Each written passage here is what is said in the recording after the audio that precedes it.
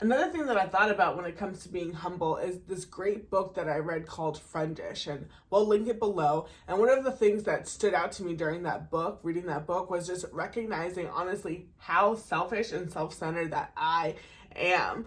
I want my friends to be there for me in a certain way, kind of drop everything for me when I need them, when I'm going through a rough time. This book really reminded me that nobody owes me anything. Friendship is such a blessing and it's so sacred and it's so beautiful, but it's also fluid. Friendship and marriage is fluid as well. Obviously, you have more of a protection and more of a covenant within marriage, but friendship is fluid. I found myself just being reminded that, oh man, why am I mad at this person? Why have I drawn away from this person, or why do I have a certain kind of feeling whenever I see their pictures or whatever the case is? And sometimes, I was convicted and remembering like, yeah, you wanted them to do something for you in a certain way, but I had to remind myself, like, because sometimes I would say, oh, well, I'm not going to do that for them. They didn't do that for me. And it's like, well, what type of person do you want to be? Are you going to be a reactive person where, oh, I only give what's given to me? And like, that's not what Jesus said to do. And that's not how he was. That's not how I want to be. And friendship can really challenge you, to show up for somebody. Like we said earlier, we're talking about being selfless and giving, and give to somebody who hasn't given for you. But just as you said, it prepares you for marriage, because a lot of times in marriage, you need to love your spouse even when they haven't done what they're supposed to do for you. But at the end of the day, God's not going to ask you, oh, why didn't you love your friend, that friend the way that I equipped you to? And you say, oh, because they didn't do it for me. God's like, I didn't give them what I gave you. So that book was very, very convicting. Yeah, that's good. I'm sure that will convict everybody. So we still have 2 more points that we want to get to, but if this is helping you, can you leave us a comment? Can you like this video? That way we know that you're getting value out of this, because we never want to say stuff and help you if it's not actually helping. So definitely go ahead and do that. The next point is be grateful. So what do we mean when we say be grateful? And what I really mean by this is, are you glad that your friend is in your life?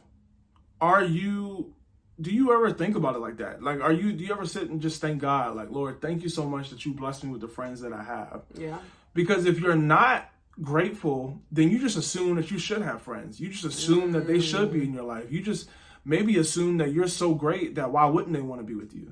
And it's like, they have options. Like, you're not the only person in the world they could be friends with. Right. And it's good to be grateful, because it helps you keep a soft heart towards them. Right. I feel like being grateful honestly helps you be more humble. Yeah. It helps you be more selfless, because you don't think that it's all about you. You don't think that you deserve to have their friendship. Right. No, that's so good. Gratefulness is like a garter for joy, I found, in our lives, and in our friendships as well. Like, we could obviously make a laundry list of things that anybody has done wrong, because we're all humans, we're all sinful, we're all faulty.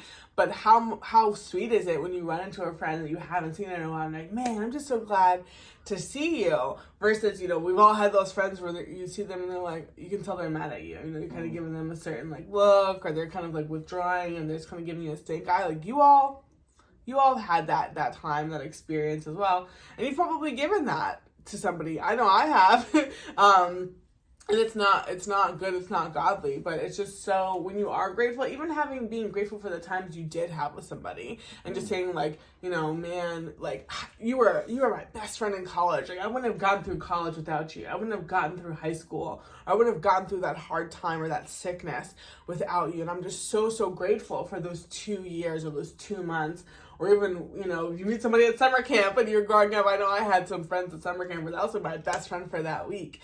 And just being grateful for the time that you did have, and like really understanding that, again, friendship is fluid. Like, some of us will be blessed to have friends for decades, but also if you have friends for that long, I highly doubt that you talk every single day and every single conversation is fulfilling and loving, every single year. Friendships can stand the test of time, but they will be tested. So I think that's another way too to think about being grateful as well. It's like, okay, maybe I'm not as close with this person at this time, but what if the Lord does bring us back together? I want to start with a clean slate. I want to have a grateful heart. I want to have a clean heart towards this person, because you never know what's going to happen. You never know who knows who. Come on. And you never know, you never want to burn bridges. Like, it's okay for doors to close and seasons to change. Like, I think it's kind of an immature mindset if you're mad at somebody for moving on and growing in their life. Like, that's not